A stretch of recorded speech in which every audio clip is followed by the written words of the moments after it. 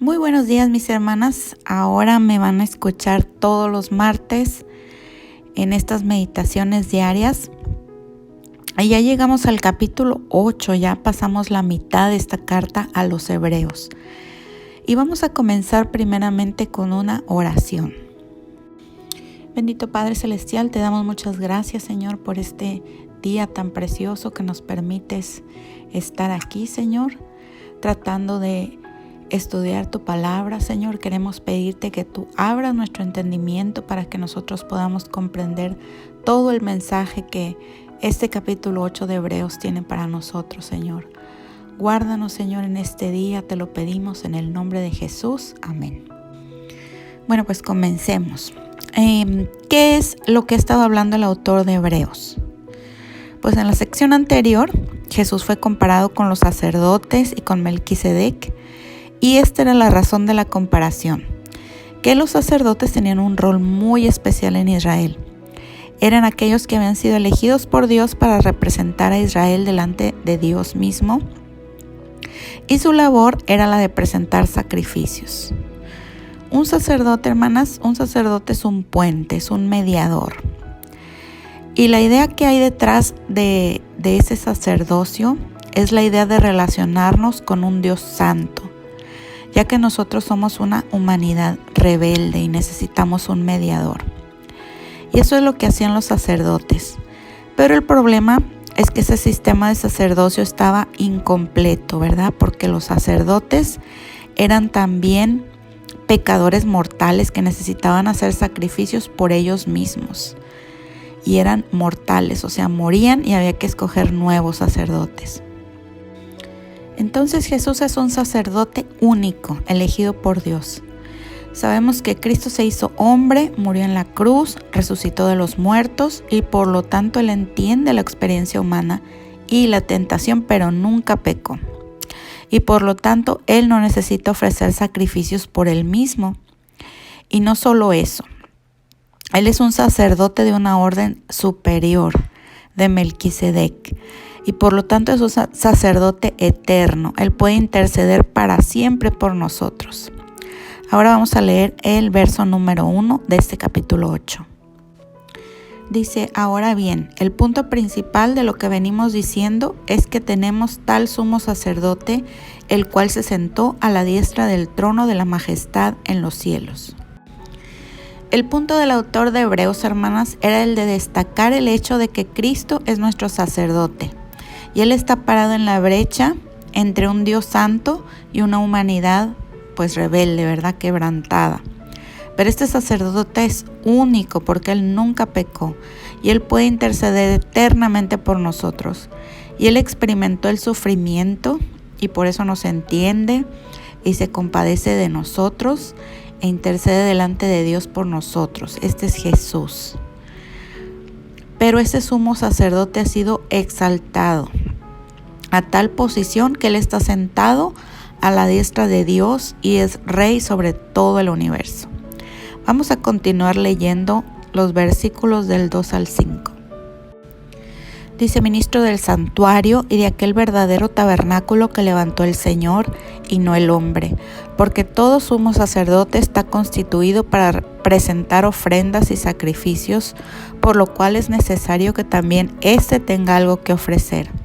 Así que, si estuviese sobre la tierra, ni siquiera sería sacerdote, habiendo aún sacerdotes que presentan las ofrendas según la ley, los cuales sirven a lo que es figura y sombra de las cosas celestiales, como se le advirtió a Moisés cuando iba a erigir el tabernáculo, diciéndole: mira, haz todas las cosas conforme al modelo que se te ha mostrado en el monte. Ok, esta es la historia del Antiguo Testamento y lo único que quiere decir el autor de Hebreos a estos cristianos es recordarles lo siguiente. Dios llamó en el Antiguo Testamento a los sacerdotes, los llamó a través de un llamado celestial y eran llamados particularmente de una familia, la familia de Aarón, que era hermano de Moisés de la tribu de Leví. Y ellos servían en el desierto mientras Israel entraba a la tierra prometida. Servían en el tabernáculo haciendo varios rituales y recordamos que solo el sumo sacerdote entraba hasta el lugar santísimo una vez al año. Ahora, ¿por qué existía ese tabernáculo? ¿Y para qué había sacerdotes con ropas especiales? Bueno, pues Dios le dijo a Moisés cómo hacer el tabernáculo. Le dio instrucciones de todo, de qué tamaño tenía que ser, qué telas tenía que usar, qué ropa tenían que usar los sacerdotes.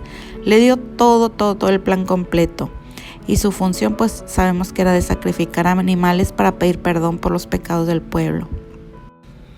Ahora, lo que quiere decir el autor de Hebreos es que Jesús es superior aún incluso a esos sacerdotes, porque Jesús va a servir en un tabernáculo, pero en el verdadero, el celestial.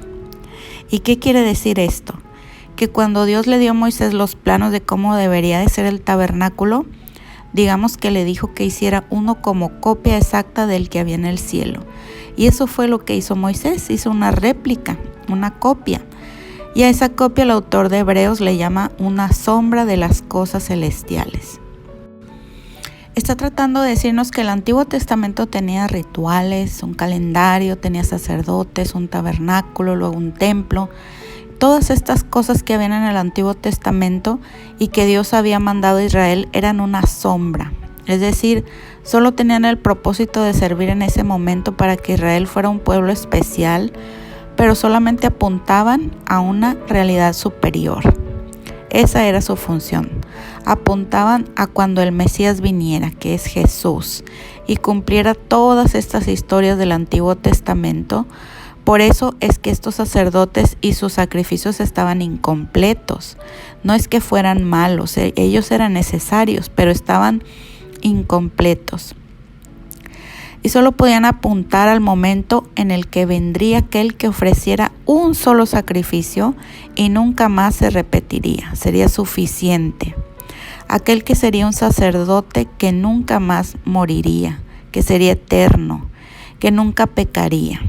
Y por lo tanto no necesita ofrecer sacrificios por él mismo, pero que sería perfecto, obediente, y que sería el sacerdote perfecto para ministrar no en un santuario terrenal, sino en el verdadero, en el cielo, ahí donde Él presentó el sacrificio que Dios aceptó y que intercede para siempre por nosotros. Eso es lo que está diciéndonos aquí el autor de Hebreos. Así que hay que entender el Antiguo Testamento a la luz del Nuevo Testamento. Y el autor de Hebreos no nos dice que es una sombra, tratando de disminuir el valor, ¿verdad? Al contrario, él nos está tratando de decir que todo esto fue tan importante que Jesús lo ha cumplido. Después en los versículos 6 y 7, que nos está diciendo que Dios había prometido en el Antiguo Testamento a Abraham y al pueblo de Israel ciertas cosas por medio de un pacto. Pero luego los profetas, muchísimos años después de que Dios dio el pacto a Israel, prometió que vendría otro pacto. Entonces la lógica es que si el antiguo pacto hubiera sido suficiente, pues jamás habría Dios prometido que habría un nuevo pacto. Y después en los siguientes versículos se cita un pasaje de Jeremías 31, que es la promesa de un nuevo pacto. Y el último versículo de este capítulo dice: al decir nuevo pacto, ha dado por viejo al primero, y lo que se da por viejo y se envejece está próximo a desaparecer. No dice esto porque no importa el Antiguo Testamento, sino porque se ha cumplido en uno, se ha convertido en uno superior, el nuevo pacto en Jesús. ¿Y qué es un pacto? Pues un pacto es un acuerdo. La manera en la que Dios se revela a los seres humanos en la Biblia es a través de pactos. Y podríamos resumir la historia de la Biblia, la historia del Antiguo y Nuevo Pacto. Nuestra Biblia narra la historia de esta relación que Dios ha establecido con las personas. Así que el Nuevo Pacto, pues, es la promesa que Dios le hace a la humanidad de perdonar el pecado y de restablecer la comunión con aquellos cuyos corazones se vuelven a Él. Jesucristo, pues, es el mediador de ese nuevo pacto. Y su muerte en la cruz es la base de la promesa. Lucas 22:20 dice: de igual manera, después que hubo cenado, tomó la copa diciendo: esta copa es el nuevo pacto en mi sangre que por vosotros se derrama. El nuevo pacto fue predicho mientras que el antiguo pacto seguía vigente. Los profetas Moisés, Jeremías y Ezequiel se refirieron a este nuevo pacto. Bajo este nuevo pacto, hermanas, se nos da la oportunidad de recibir la salvación como un regalo gratuito, como dice Efesios 2, 8 y 9, que dice: porque por gracia sois salvos por medio de la fe, y esto no de vosotros, pues es don de Dios, no por obras para que nadie se gloríe. Así que nuestra responsabilidad pues es ejercitar esa fe en Cristo, el único que cumplió la ley a favor nuestro y puso fin a los sacrificios de la ley a través de su muerte sacrificial. A través del Espíritu Santo, dador de vida que vive en todos los creyentes, participamos también en la herencia de Cristo y disfrutamos de una continua y permanente relación con Dios. Qué bendición tan grande es conocer todas estas verdades que tenemos en la palabra del Señor, donde podemos conocer a ese Dios amoroso que planea ese rescate, que nos salva, que nos ofrece esa salvación preciosa. Yo los invito a que sigamos estudiando esta maravillosa carta a los Hebreos y que sigamos adelante estudiando su palabra y sigamos creciendo en conocimiento y en esa fe que necesitamos para nuestro diario vivir. Pues mis hermanas, que Dios les bendiga, que tengan un excelente martes. Y pues si es la primera vez que nos escuchan, yo les invito a darle like a la página de Mujeres de Fe. Somos un grupo de mujeres de la iglesia Casa de Gracia, una iglesia bíblica. Y nos reunimos todos los domingos a la 1:30 en el 389 del Fording Island Road, en el edificio de la iglesia New Life. Les invitamos, si nos gustan acompañar, nos da mucho gusto. Que Dios les bendiga y sigan teniendo un excelente día.